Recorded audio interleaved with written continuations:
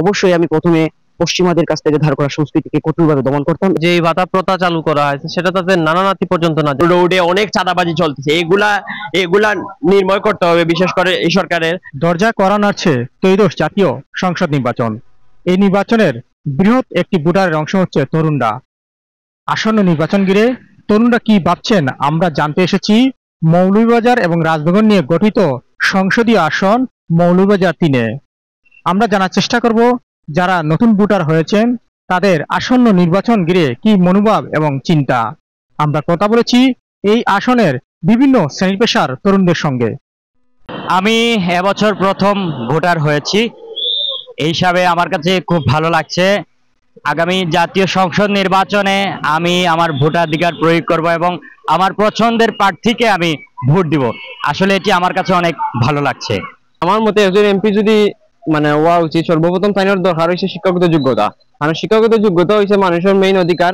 একজন মানুষ যদি শিক্ষিত হইতে তাই তাই বুঝবা যে অন্যজনের কিতাব প্রয়োজন বা প্রয়োজন নাই। আর দ্বিতীয়ত হয়েছে যে একজন এমপি হইলে যে আমরা সবসময় এসির রুমত তাইকা ওটা ডিক্লেয়ার দিব, ওটা নির্দেশন দিব, এটা কোনো সময় হইতো না। আমরা যেরকম মেঘেবিজা বা বৃষ্টি রোদে যে সময় আমরা যেরকম কাজ করলাম তাই না সবসময় ওরকম আমরা লোকে তাকে কাজ করতে বা জনগণের পাশে বা যে কোনো যে মানুষটা বিপদগ্রস্ত আছে সব সময় যাতে বিপদে পড়ার পরে তাই এমপি সাহেব তাই সব সময় কাছে পাই ওরকম এমপি দরকার আমরা মনে হয়।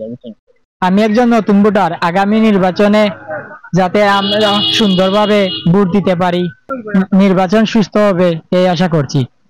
আমি একজন প্রথম ভোটার এবং আমাদের মৌলভীবাজার সদর রাজনগর 3 নং আসনে যেই এমপি হোক ওনার কাছে আমার প্রত্যাশা অবহেলিত বঞ্চিত মানুষের পাশে দাঁড়ানো এবং মৌলভীবাজার একটি পর্যটন নগরী, এটার পর্যটন কেন্দ্রকে আরো উন্নতি করা এবং আমাদের এখানে অসংখ্য শিক্ষিত মানুষ আছে, যোগ্য মানুষ আছে, এতে বেকারিত্ব দূরীভূত করে কর্মসংস্থান তৈরি করতে হবে এবং আমাদের এখানে সড়কের দুরবস্থা, এই সড়কের উন্নয়ন করতে হবে এবং নিরাপদ সড়ক চাই এবং দরিদ্র মানুষের পাশে দাঁড়ানো উচিত। আগে যে সরকার ছিল পররাষ্ট্রনীতি আমরা চাচ্ছি আর এরকম কোনো কিছু না হতে। আমাদের আগামী যে সরকার বসবে আমরা চাই সব দেশের সাথে সুসম্পর্ক থাকতে এবং সবার সাথে আমরা মিলেমিশে সুসম্পর্ক রাখতে চাই এবং আমাদের আশ্বাস আগামীতে আমাদের যে সরকার আসবে অবশ্যই আমাদের সব দেশগুলোর সাথে আমাদের সুসম্পর্ক থাকবে। আমি বাংলাদেশের প্রথম ভোটার হিসেবে আমার একটাই চাওয়া যে আগামীতে যে সরকার আসবে এই সরকারের কাছে 5টি দুর্নীতি, বাংলাদেশে যেগুলো দুর্নীতি আছে চাঁদাবাজি থেকে শুরু করে, যেমন আমি রিসেন্টলি ঢাকা থেকে আসার সময় দেখলাম রোডে অনেক চাঁদাবাজি চলতেছে, এগুলা নির্মূল করতে হবে বিশেষ করে এই সরকারের।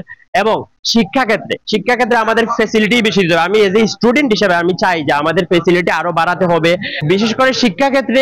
আমরা অন্যান্য বিদেশ থেকে আপনারা যদি দেখেন অনেক উন্নত কান্ট্রি, আমাদের এশিয়ার মধ্যেই কয়েকটা দেশ আছে, নেপাল থেকে ধরে আরো কয়েকটা কান্ট্রি আছে, ওইগুলা থেকেও আমরা এখনো পিছিয়ে আছি। তো আমরা চাই যে শিক্ষাক্ষেত্রে আমরা আরো এগিয়ে যাই এবং সৃজনশীলতা যাতে আরো বৃদ্ধি করতে পারি। আসলে আমরা মনে করি যে 2024 সালের গণঅভ্যুত্থান পরবর্তী সময়ে এখন যে নির্বাচনটা আসবে সেই নির্বাচনে আমরা ভালো প্রতিনিধি পাবো এবং তাদের মাধ্যমে যাতে জুলাই শহীদ এবং আহতদের পুনর্বাসন করা হয় এবং তাদেরকে যে ভাতা প্রথা চালু করা হয়েছে সেটা তাদের নানানাতি পর্যন্ত না যায়। এই জুলাই শহীদদের অনেকেই আছে পরিবারে অসক্ষম, তাদেরকে পুনর্বাসন করা হোক এবং পরবর্তী সরকার যেই আসুক সেই সব সময় জুলাই শহীদ এবং আহতদের পাশে থাকুক, তাদের কাজের ব্যবস্থা করা হোক। এবং আমার সর্বশেষ একটাই দাবি যে এই ব্যবস্থাটা যাতে কোটা পর্যন্ত না যায়, নানানাতি পর্যন্ত না যায়।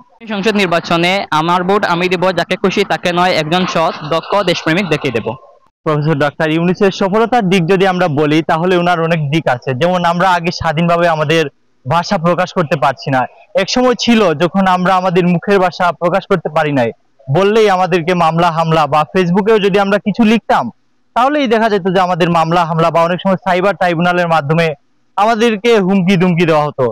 তো অন্তর্বর্তী সরকারের আসলে সফলতা যেটা যে গণমানুষ তার মুখের ভাষা স্বাধীনভাবে বলতে পারছে। পাশাপাশি অন্তর্বর্তী সরকারের আরেকটা ব্যর্থতা হচ্ছে যে এখন পর্যন্ত সারা দেশে যে আইন শৃঙ্খলা পরিস্থিতি সেটি সঠিকভাবে পর্যবেক্ষণ করতে পারছে না, যার ফলে আমরা দেখেছি দেশের বিভিন্ন স্থানে আসলে মব সৃষ্টি হচ্ছে, পাশাপাশি বিশৃঙ্খলা প্রতিনিয়তই হচ্ছে। তো আমার মতে অন্তর্বর্তী সরকারের একদিকে যেমন বিভিন্ন দিক দিয়ে সফলতা আছে, অপর দিক দিয়ে তেমন ব্যর্থতাও রয়েছে। যে এমপি নির্বাচিত হতাম তাহলে অবশ্যই প্রথমে আমি জনগণের আস্থা অর্জনের চেষ্টা করতাম, আর সবচেয়ে বেশি গুরুত্ব দিতাম আমি জনসমাজ যারা যুবক রয়েছেন তাদের, যারা কর্মসংস্থানের অভাব রয়েছে, কর্মসংস্থানের জন্য ভুগছেন, তাদেরকে অবশ্যই নতুন কর্মসংস্থানের ব্যবস্থা করে দিতাম। আর সবচেয়ে বেশি গুরুত্ব দিতাম আমি বাঙালি যে মুসলিমদের সংস্কৃতি, সেই সংস্কৃতি পুনরুদ্ধারে। যে সংস্কৃতি আমাদের রয়েছে সেই সংস্কৃতিকে আমরা হারিয়ে যেতে চলেছি, আমরা পশ্চিমাদের কাছ থেকে ধার করা সংস্কৃতি নিয়ে এসেছি।